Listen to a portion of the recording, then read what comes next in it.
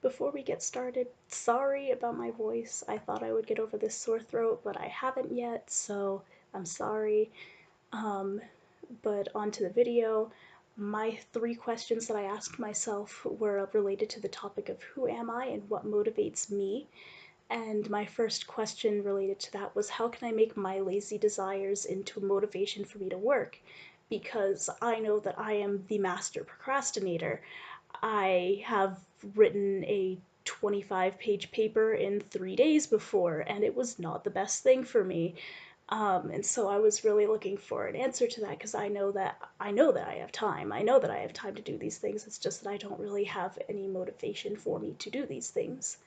And so as I was searching for an answer to this question, I was brought back to a TED Talks video that I had seen maybe 2 or 3 years ago related to this topic. And it was about the mind of a procrastinator, oddly enough. And it related it to a ship and its pilot.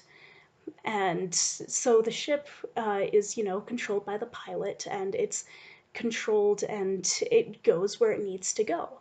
But in the mind of a procrastinator, there is not only that ship, but there is also this monkey in there that constantly goes toward, what it wants to do, what's easy and fun. And sure, that might, work in the animal kingdom of just do what's easy the whole time and you're great. But it doesn't really help in our lives anymore. And so it was basically saying that instant gratification gets us nowhere in life. It may make us have fun in the moment, but by the end of the day, we're wondering how we're going to get all the stuff we need to done. And it also talks about how we are able to make long term plans. Every single brain has the ability to make long term plans and plan for their future. It just depends on whether we let something get in the way of our life. And it also ends the video by saying to do what makes sense in the moment, and to do what to do what makes sense to do, and to do the work when it makes sense to do the work. Like, if I wasn't sick yesterday, I would have done it yesterday, but I'm still sick today, and I still have to do the video. And my second question was, how can I learn about myself from teaching others?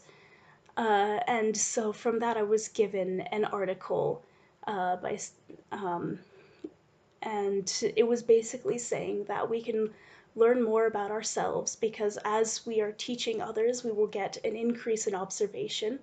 We will be able to understand different learning methods and how others learn, and maybe get more information about how we learn. And it also gives a quote by Seneca that says, "By teaching, we learn." And honestly, it just basically sums up the whole thing. And then my third and final question was, how can understanding myself make me a better teacher?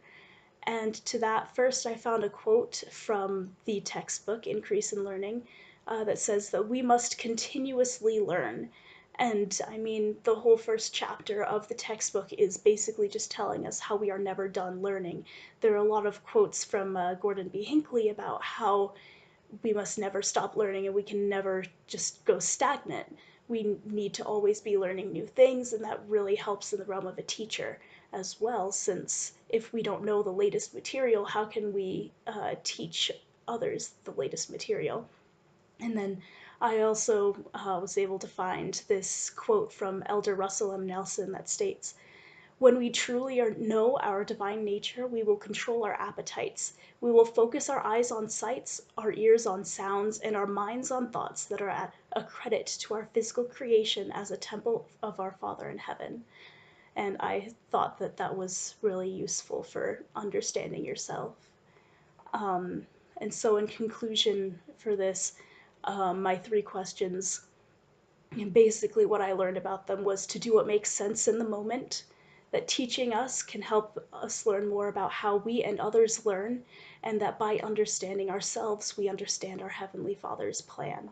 Thank you for watching.